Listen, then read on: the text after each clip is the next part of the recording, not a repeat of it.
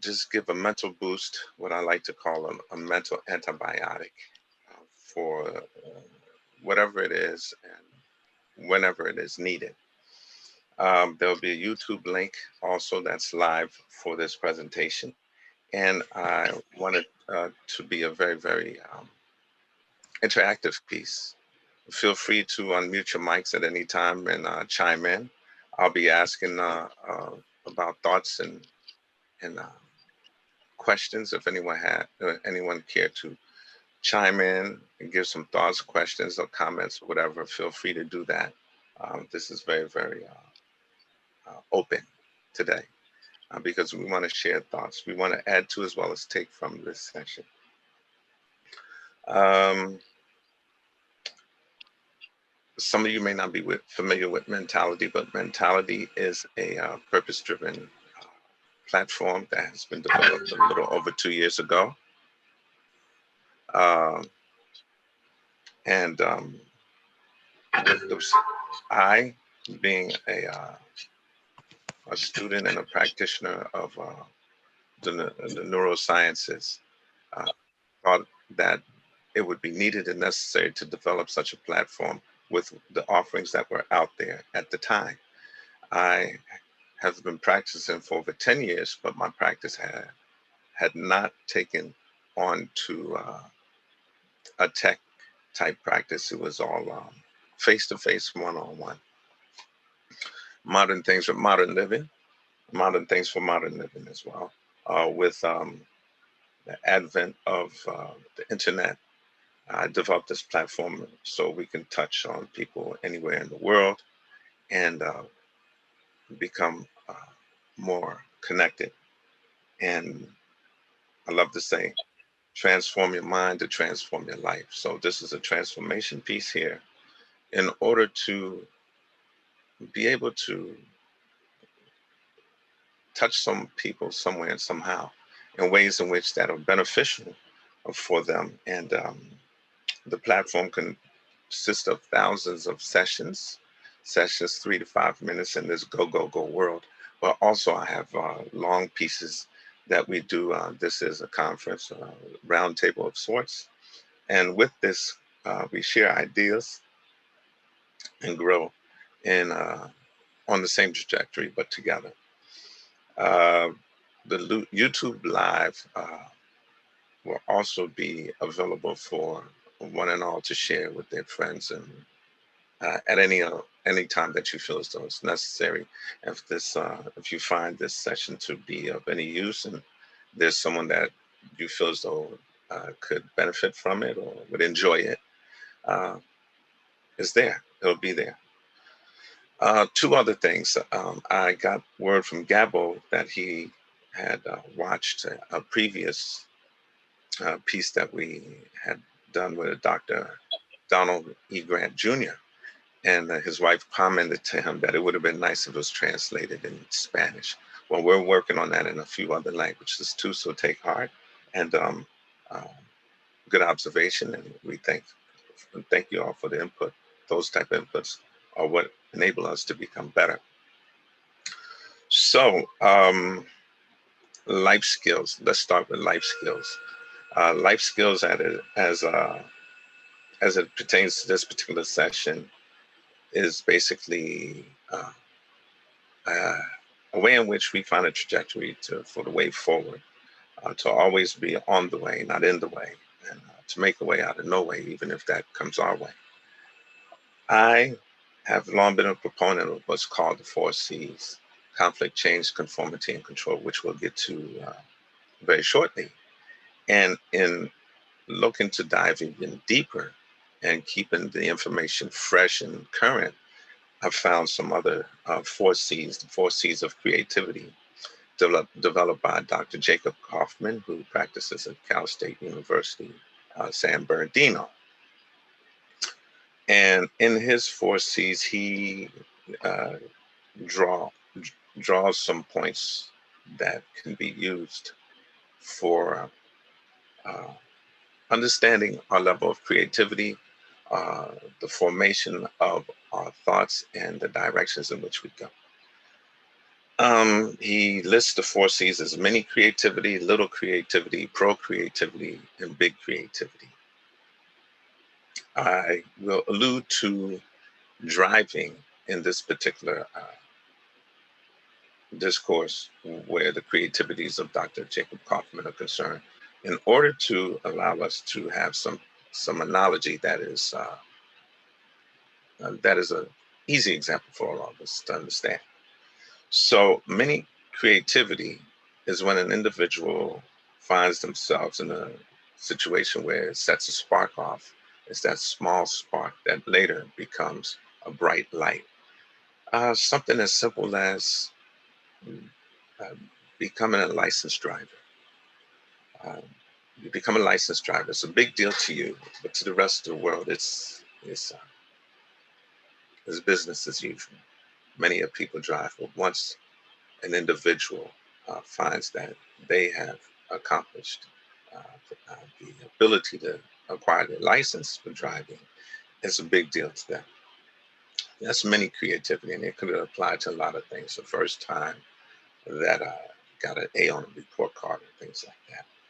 So on from many creativity, you have little creativity. Those are the parts of creativity within inside of the mind and the in the whole self that enables us to see the growth at some small level, at some new level, and it possesses the potential to be shared with others.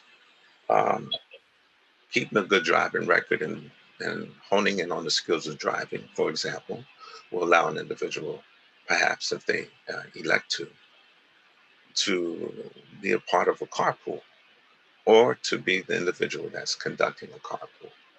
So we went from getting a license and and the mini creativity to the little creativity where you are now an individual that has honed your skills in enough to have a carpool. From there, you have the level of pro creativity. Pro creativity is when the growth of the professional level.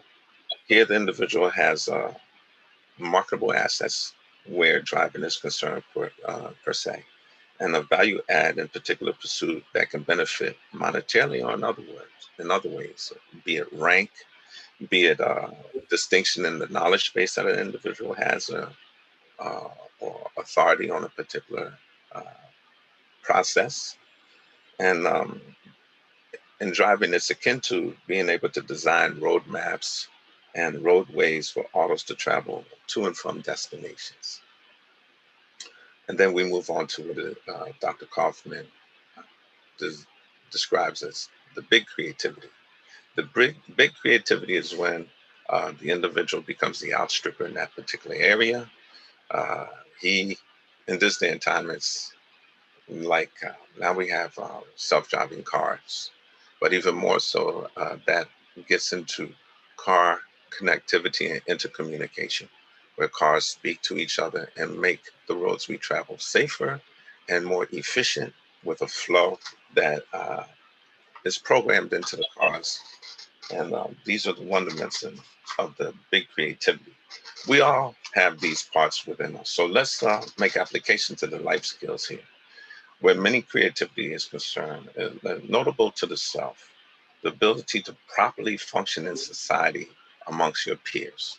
That's first and foremost. The first levels of socialization that individual has uh, in society that enables them to become a part and just get through the day, navigating the daily routine, like having your own place, food, clothing, and shelter for your own self and sustenance, and just being able to find things that entertain you and becoming all right with you.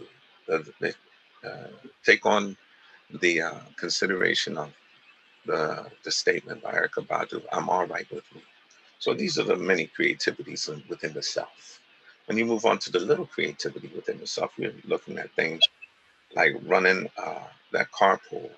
It's like now the self finds means to extend the benefits to others and set good examples of a structured life that others take note of and can follow through with.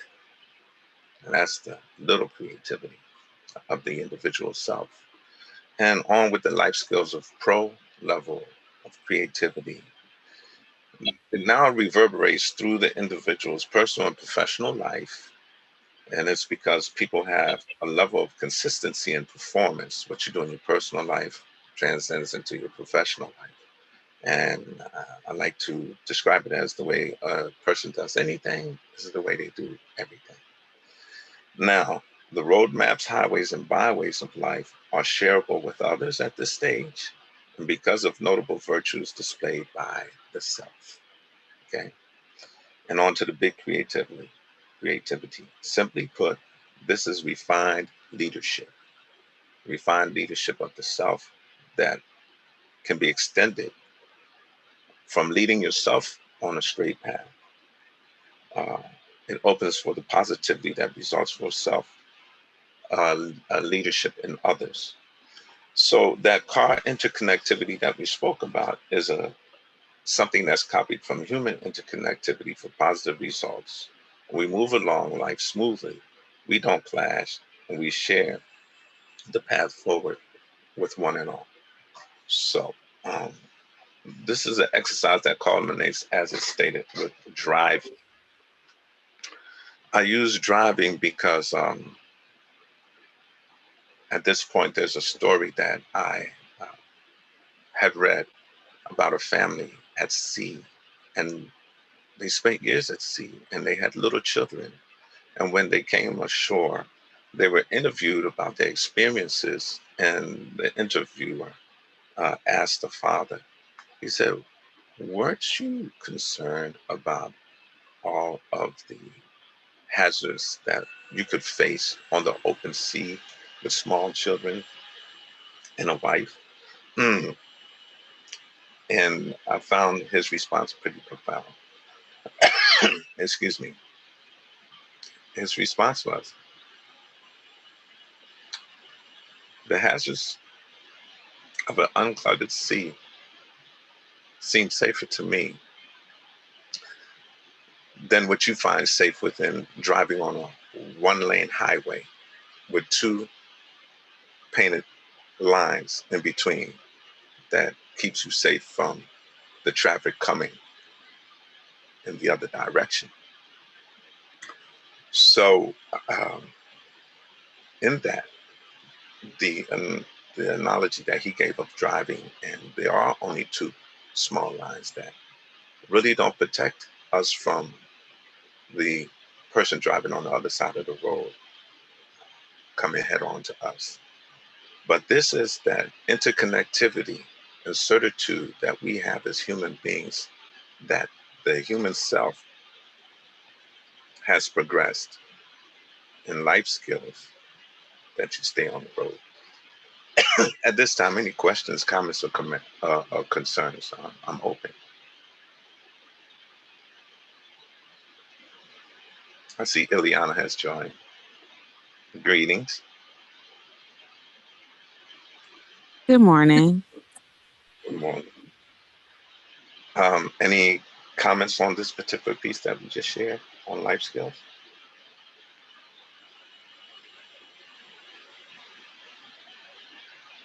Absa? Nothing so far, brother. Okay. Shamshad? It's sounding good. I think maybe we can Mm-hmm. also ask if they have other question and concerns as well, right? Mm-hmm. Yeah, because this is open to everybody. Okay, so we move on to what I had mentioned earlier, the four C's that I am very, very much, I've embraced for decades. The four C's, the four aspects of problem solving within the life skill process, which is very much a short primer to keep us on purpose. And Madhavi, I see you've joined. Greetings, good evening. Um, the four C's are conflict, change, conformity, and control. So in the life skills dynamic, conflict, we find that conflict occurs from steps as well as missteps. And to identify these conflicts are uh, the steps taken in the right direction, we usually say that we look for corrective measures. So this is the path in which onto corrective measures. Once through a step or a misstep that we realize there's some conflict along the way, be it in our personal or professional lives, we move on to the second C, which is change. Change is where we take the corrective measures. And a lot of times we find in our growth process from childhood to youth to adulthood, we come into a lot of change. And we have to accept those changes. And then we move on to conformity. The conformity may be to the rules of the home or those in society or those in an organization or in an agency where we're all agents of the planet. But this is where we bring in the third C, which is conformity. And conformity is basically, in short speak, where the tribe shares the vibe. So with that, we find that uh, we bring about control. We bring about control, and that we remain on the cutting edge that way because there's a level of uniformity. Uh, and this all happens with inside the self first. These are the life skills in which we embrace. This conflict, change, conformity, and control is a constant conversation, a constant primer that we have with ourselves before we have it with anybody else, before we go through these four in society, in an organization, wherever we may find an agency where we're an agent. We go through these steps within inside ourselves, first and foremost. And having them on the ready allows us to be good problem solvers and also change agents at the end of the process. Uh, we're good change agents, and change is good. Uh, we live in a very progressive world, which could be called a progressive society because now we're proof positive through, by way of this conference right here. It's proof positive that it's a society. The world has become a society. The world has become a neighborhood. And nothing brings people together more than when they share common dislikes. And in this day and time, living with COVID is definitely a common dislike that we all come together on. I had some aspirations about how, in the earlier days of this pandemic, that things would shape up for people to be even more cohesive. Uh, but we plan, but there's a better plan. So as things took their course, there was ways that individuals wanted to again compartmentalize the problem over here and over there and elsewhere with people and access to what they needed to get through this. But the common thread that runs through the pandemic is that we all want to stay well. We all want to get through it. We all want to lose the least amount of people as possible. So again, that's common likes and dislikes. People come together definitely quicker when they share uh, common dislikes. And so Shamshad had asked me about that. And we move on to the area of critical thinking in the program. At this point, any questions, comments, or concerns? And it is an interactive conference here, so please chime in. Anybody, any, anything that you want to add.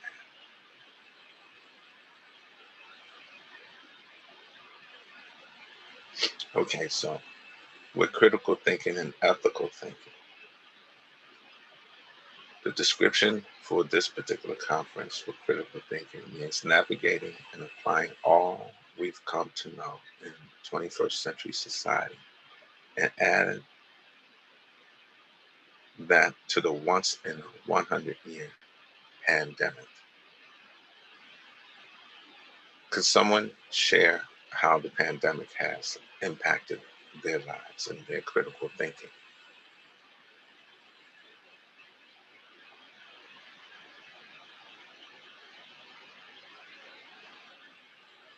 Shamshad? Yeah, I don't exactly know about my critical thinking, but I think you know that during pandemic, we had some projects going on where we had quite a few people integrated and cohesive. So that's where I was asking when you mentioned common dislikes more than likes. Mm-hmm. Um, I thought we were cohesive because we were doing a common project. We were working together on something. Mm-hmm. But looks like in your observation, a common dislike brings people together more than common likes. And that's why I was surprised. Uh, could be that, yeah, there was an overarching common dislike, which was pandemic. And within that, Exactly. we had a project. Yeah, so that may be a reason. Exactly. We've come.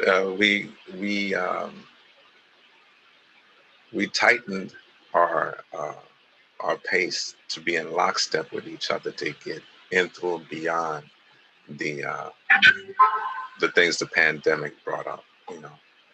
And I think that with it, we were able to bring about stronger outcomes um, with the supply chain issues that we faced during the pandemic. We still were able to come out with better outcomes than if the pandemic wasn't here. So the thought is, what if we worked that much harder uh, to get over the hurdles that the pandemic presented when there's no pandemic?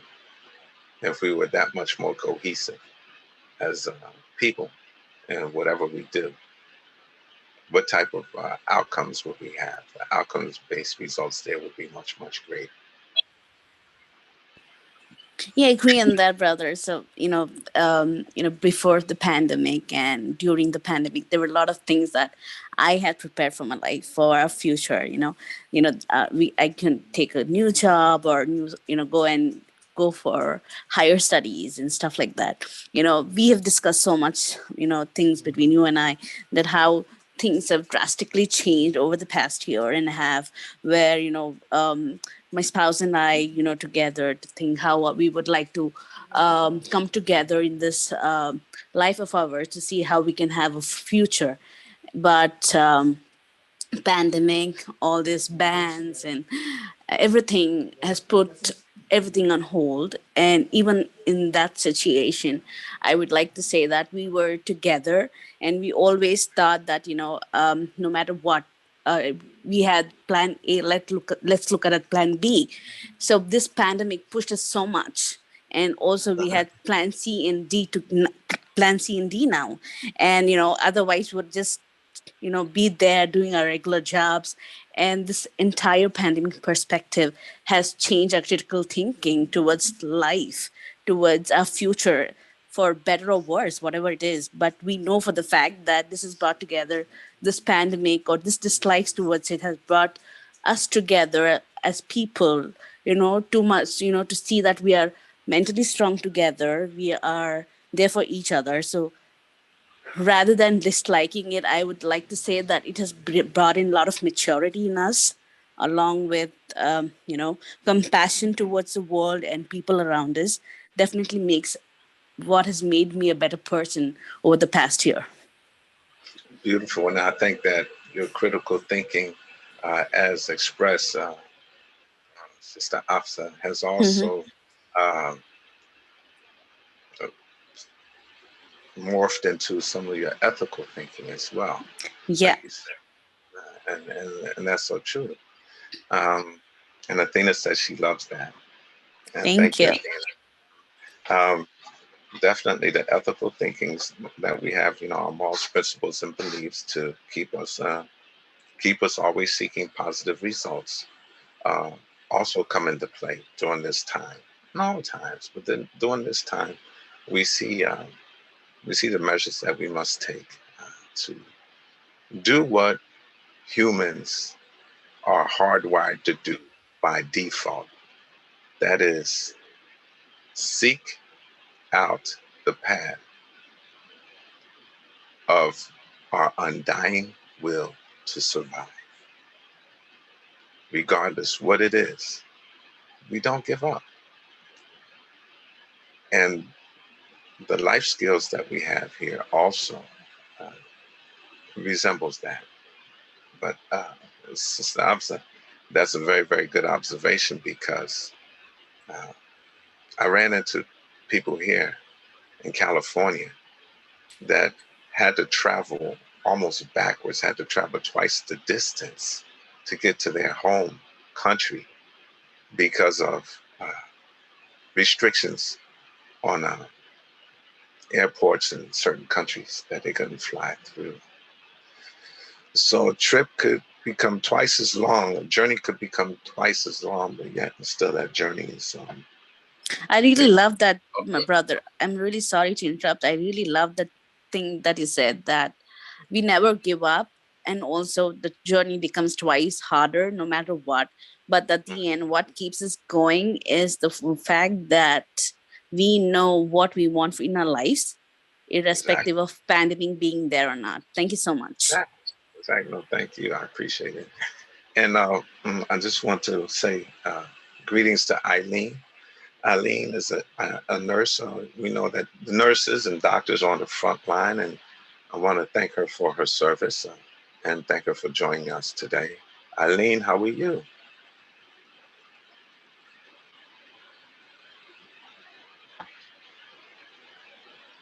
Oh, hi, Jude. I'm Uh, doing good. Thank you. thanks for coming on board, and Yes. thank you for your service and helping us during this pandemic, and always being a helpmate to everyone that you come in contact. Really Thank you. appreciate it. Thanks. I invited my family to attend. Well, thank you all for being on board. Thank you so much.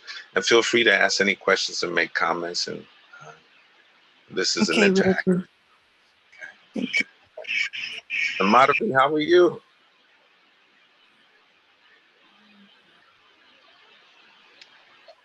Hey, good morning and good evening, everyone. Thank you for having me here. I really having a very good time listening to the great story. I'm so good. Thank you, sir. How are you Thank all doing? you. We're doing good. And Madhavi is a dear friend in India. And because of the pandemic, we haven't been able to go for a couple of years. And so this is a way in which to touch base in a very impromptu fashion, and really just share some thoughts with dear friends like Madhavi in India. Is John James on? Hey, brother. Good morning. Good morning, John everyone. James, how are you? Amazing. Thank you so much. It's such a pleasure to be here and listen to you. Yeah, well, it's a pleasure to have you. John James is a gentleman amongst men that I've known for a few years from traveling to India, and he also travels to America. And John James and I are kindred spirits, as we're both foodies. And when we visit our respective countries, we always try to have something of a treat, of an experience, a new foodie experience to share with each other. And it's so much appreciated. And Right. uh, this is a proof positive of our undying will to survive. And the highest form of stress known to mankind is isolation. Okay, uh, the second highest form is to be locked down.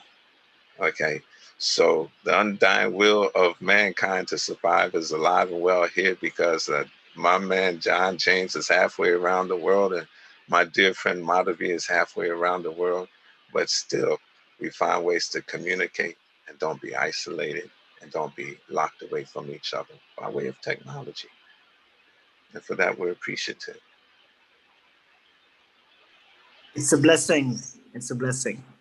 Yes, yes, yes, it is. Absolutely. Yeah. So, any thoughts on how your ethical thinking has come into play during this time for positive results, John James? For me, mostly, I believe the basic things started to become really important for me. I think being a human has become so important in life for me now. Respecting each other, spending time with the family, with your friends, how you give importance to little things like, you know, having a chat with your parents, making a cup of coffee for them, checking on your friends, how they're doing, smiling. All of this has become so important. All the material things in life have started to not be on the priority list, right? My health, my family, my friends have become the priority for me, and that's the biggest change for me during the pandemic. Incredible. Well put. Thank you so much. And I, I share your thoughts on that. I think in life we have certain things that causes us to pinch ourselves to make sure that it's not a dream, be it good or bad. And we, at the heart of everything, uh, are individuals that love to interact. And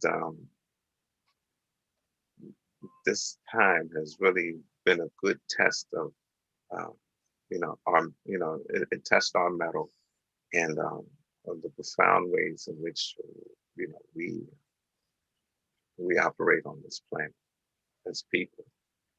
And the little things become very, very important. And just to be able to say, wow, you know, we've made it through another one, and we can interact again. And we're doing it together. It's something that's happening jointly, not adjacent. And to be able to share it and see how more ethical we can become from it all, it really allows us to be even stronger. I think that uh, on the other side of this, when we talk about immunity, there's a lot of things that we as people will be immune from. One is um, taking things for granted. The other is realizing that life's too short to get into the things that like stinking thinking. Life's too short for that. You know, like the statement says, don't sweat the small stuff, and it's all small stuff. Because life's too short. That's a very, very great analogy. And you know, as soon as this is over, I got a new restaurant for you here in California. Get back over.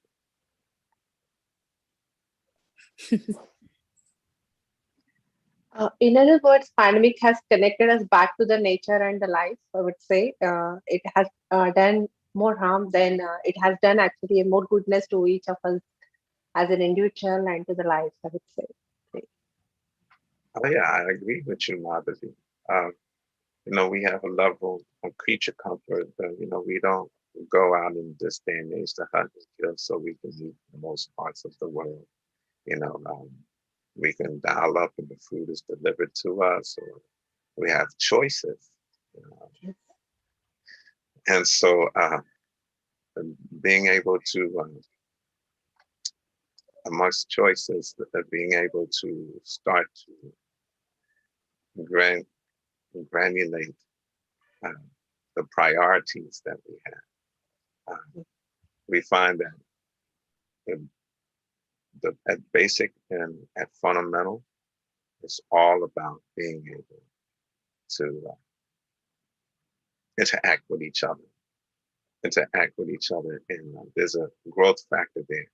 There's life germs that travel through the words that we speak to each other that either construct or destruct what we are as individuals. And my common statement when I call someone is, I just want to hear your voice. Just wanted to hear your voice. For all that is wrapped up in that very simplistic statement, um, the life germs that travel to that individual there is one that is of positivity, is of care, and is genuine and very, very important. And I think that those subtleties enable us as human beings to move forward from this with with things I like to say. We as human beings can't lengthen our lives, but we can broaden it. We can stuff it. We can stuff it. Can't say how long you're going to live, but you can determine how you live. And we're talking about life skills and general well-being. So we know we have today. Let's stuff as much good and as much uh, dynamism as possible into it every day. And it starts with each other. Does anybody agree or would like to share with that? Any thoughts about that?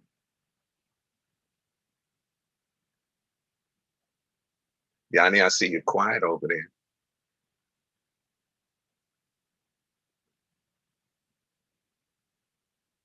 Athena, any thoughts? Father, I am rushing to get to the airport and listening at the same time. You keep calling me out, but I will make a comment.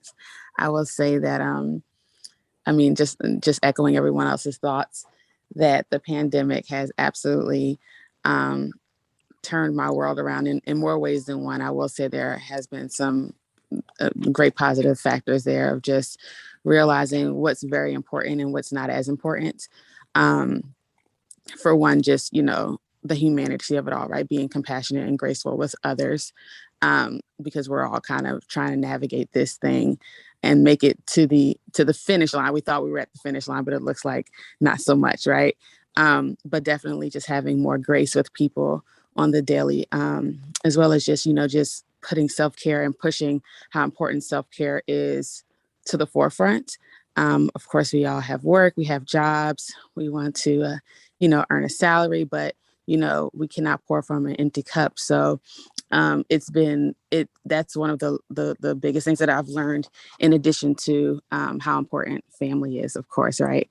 And you know even in my days of working like a robot, you always make sure you call me and say, hey, how's it going, like, and make me step out of that moment in order to be in the real present world, with family, and to just honor, the blessings that we truly have on this earth, which are, those who are closest to us. So I will say, at least, at this point, I'm way more conscious of that. And I try to at least be more present for family and friends, rather than putting work at the forefront all day, every day. So yes, this has been great. I'm listening, Daddy. I'm just trying to packing before I get on this flight. Thank you for the input. I appreciate that. And, you know, uh, in school, we used to have this thing we said to each other. I went to Springfield College in Massachusetts. And one of the things that we used to say to each other as students was, do a little bit of Springfield every day. Okay. So it was like, these courses, I got so many years to go before I finish. I was like, just do a little bit of Springfield every day. Don't let it go a day go by that you don't do a little bit of Springfield. I think that that statement can be converted to do a little living every day. Do a little bit of sharing every day. Keep your fingers on the pulse of somebody every day. Okay. Now, Athena, you had your hand up. Oh, sorry about that, Jay. I was just applauding what you just said, but to add on, I really love that. I think the pandemic has also kind of showed us as a society that or to slow down, I should say, especially since, in America, we're surrounded by capitalism. We're always being told to go, go, go. We're never really told to rest. And so definitely, when I see my mom like at home just resting, watching TV, it makes me so happy because, although the pandemic has definitely brought a lot of pains and a lot of struggles, it's also taught us to yeah, similar to what was it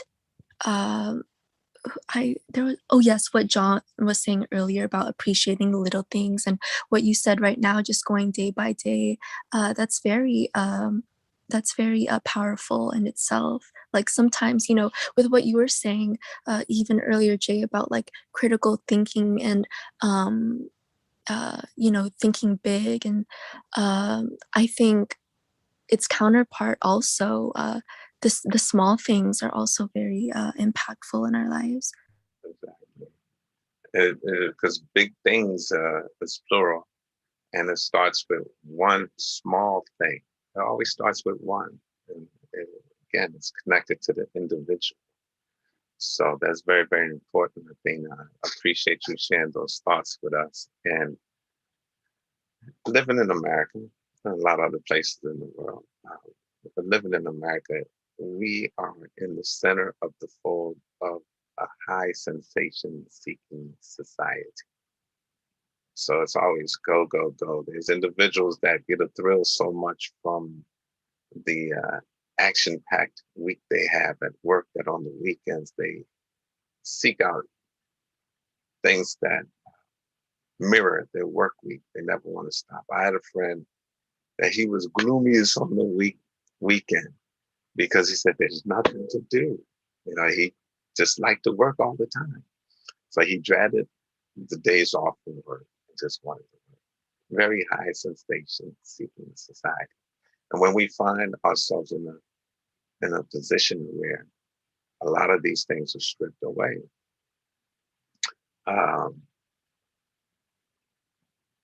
we can recognize that there's a lot of content within self, a lot of work that we can do right within inside ourselves. And right from there, we extend it to some of the first order of socialization we have, our family, and then whatever amount of community we can have. And then when everything opens up again, it's not like you missed anything because you kept yourself good company and you found other ways. There's again, an undying will to survive. If everything was taken away from us, we would still find a way. And that I'm big on this word find, because if you had nothing, you'd find what you need. You'd seek out, you'd find a way, even if there's no. So when we talk sometimes and a person is faced with a task, they may say, I'll try to get it done. Well, try is a fail word. Try, it gives you that 50-50. You can either succeed or fail. So if any part of it, any percentage of it has any modicum of failure, then it all can be tainted with failure. But if you say to the task, I'm going to find a way to get it done, that's more to the nature of the human being. Because we will always find, if everything was taken away, we find a way to get something or whatever else that we need. And I see Lady Jamila too is on. How are you, Jamila too?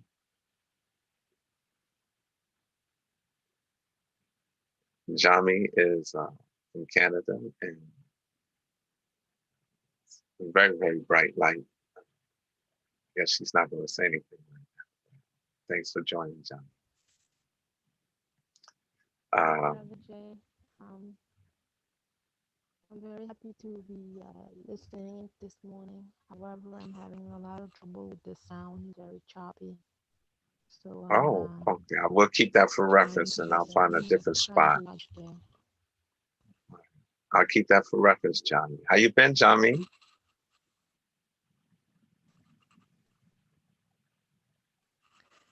Yes, I'm trying to listen. I'm trying to listen in, but I'm more reading transcript because my sound is very choppy.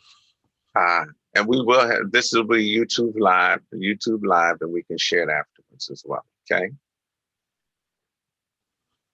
Yes, I'll probably be Beautiful. watching that as well. Beautiful. Thank you, Shamshad, for having the voice to text there. It aids and assists in cases like with Jamila too here, not having the type of connection that we need. had hoped for. So Prashant, how are you, Prashant?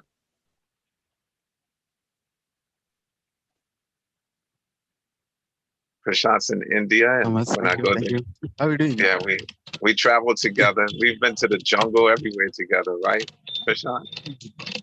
Yes, yes, yes. I remember those days. Yes. Those days are very nice. Yes, it's so good to hear your voice. Thank There, you. it's so good Actually, I'm traveling. I'm in traveling. I'm in bus, so that's why there's a lot of disturbances coming. No, that's okay.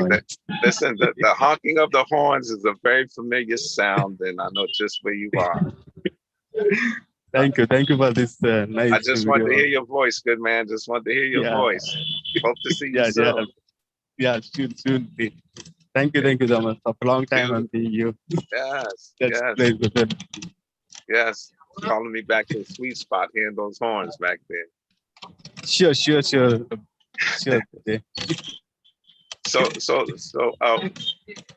we had a part of the program called leadership, and what it is to the individual, and I wanted to tie it into upcoming book release, which will be New Venture Modeling Strategies. So would anyone like to weigh in on what leadership is to them? Well, for me, leadership is, first of all, you have to be you have to lead yourself before there's any leading anything, family or whatever else. Leadership is basically not telling somebody what to do. It's understanding, learning, adopting, it's empathy, it's reasonableness, it's keeping your fingers on the pulse, and surrounding yourself with individuals that magnify whatever dynamic you find yourself in. That's what leadership is to me. And now I just open it up to ask that question of anybody. Afsa, perhaps? Okay. Leadership to me would be something where you said being empathetic and also being compassionate, towards people whom you are going to, take help in terms of you're leading for example, if I'm leading a project or if I'm leading my life in a certain way, I need people, I need resources to, become success. It's just not me who's going to succeed all by myself, right? So I would require resources, people, other things to help me achieve the success or the goal. So being empathetic, being sympathetic, compassionate about people, and also listening to them, and also being able to foresee or prophesize things that you want to see yourself in. So believing in yourself, self-care, all these things are very important in terms of being, a leader or I could say, or could be something like, the leadership skills or qualities. So for me, a leader is somebody who can take the group together to achieve something, irrespective of the chaos or maybe differences in everything, keeping everything aside, working towards a goal. So it's a joint venture, it's a joint goal towards success. At the end, you believe in success, and everybody's happy and you're happy. I agree with you there. It's also, I'd like to say, from listening to you, that thought that I have about leadership is treating people the way that you want to be treated. Exactly, that would be being non-judgmental, allowing the person to be who they are, because as I said, that in one of the courses that I took in mental health, they specify, they emphasize so much on how we treat other people, irrespective of what position or place they are in, so vice versa. So if you are a leader and you are being judgmental and you're not giving the person the voice to speak out, then it wouldn't serve the purpose of being a leader or getting where you want to. So you respect the person, help them voice out differences, have their opinions matter to you. All these things can bring together and at the end work towards the success. Absolutely. Absolutely. Thank you so kindly. Shamshad, I forgot to tell you that, and we want to thank Shamshad Khan is our Chief Tech Officer and my partner in almost everything I do. And he's enabled us to come together here today, and in forthcoming gatherings, he will be the person, the glue that puts us all together. Shamshad, I forgot to mention to you that my daughter Jasmine had a friend from New York whose employment, whose organization had a burnout session.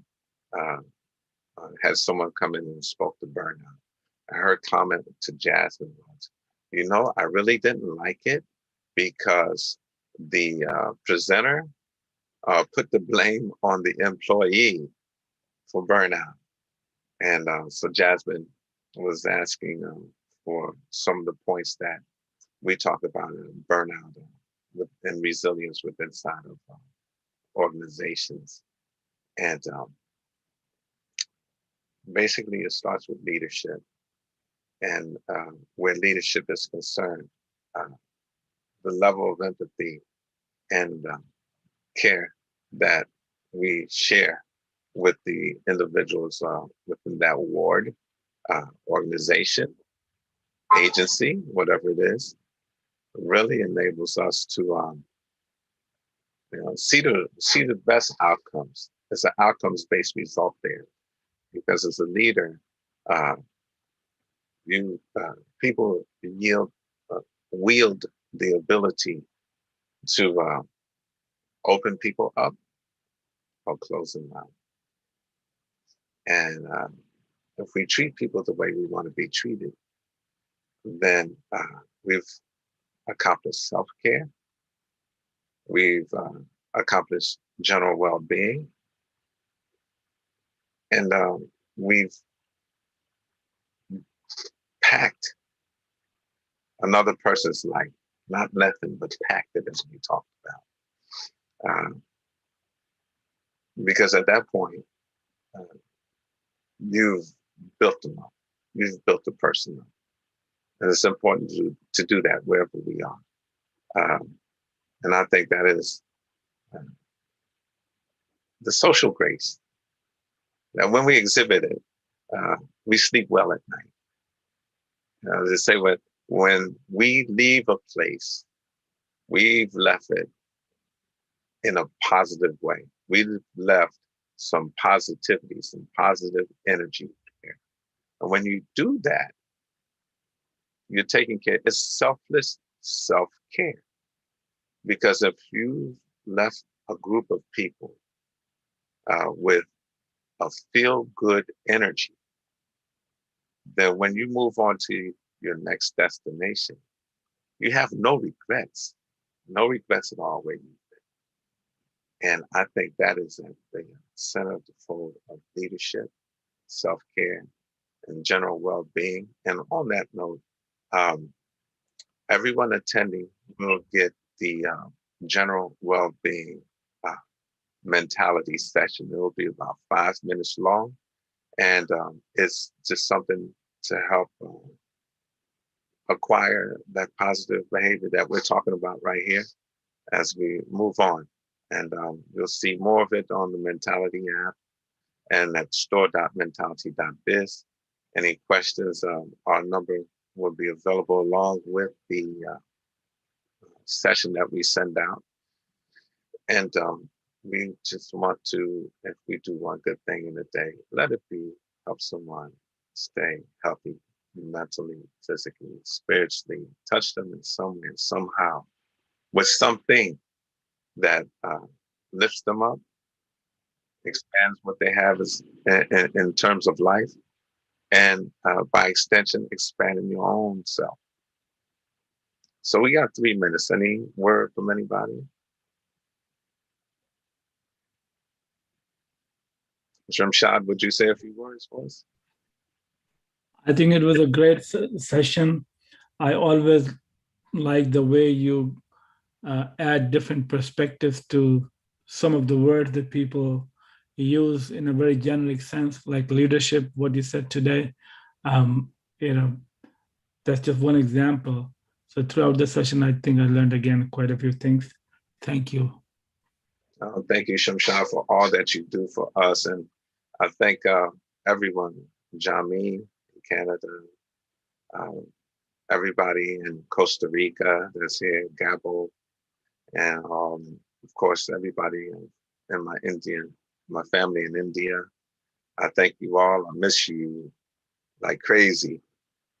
We can't wait to see you again. Eileen, you'd like to say something? Go ahead. I don't know what to say, but I'm just very grateful that you invited me yesterday and I was able to pass this on to some of my friends. And I know they like to, especially my daughter Athena. She really likes listening, attending to these kind of topics, and very helpful for everyone. And so I will continue to share this, like if you have this kind of conferences, so people will be more enlightened and have a positive behavior ideas about what's going on and dealing with life every day. Well, 1,000 thanks, Eileen. The YouTube will be made available to everybody in attendance. And I thank you all. And remember, if you do one thing in the day, give a person a little sip of pride. Keep it mental. Leave that feel good wherever you leave.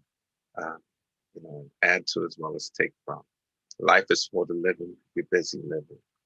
All the best, everyone. Thank you. Thank you. Thank you. You. Thank you.